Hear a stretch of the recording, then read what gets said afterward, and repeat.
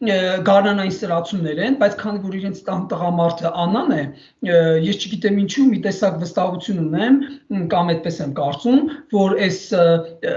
խզոր վարչապետի մոտ տարիքային կլիմաքս է։ Եվ կասեի, քանի որ լսում եք,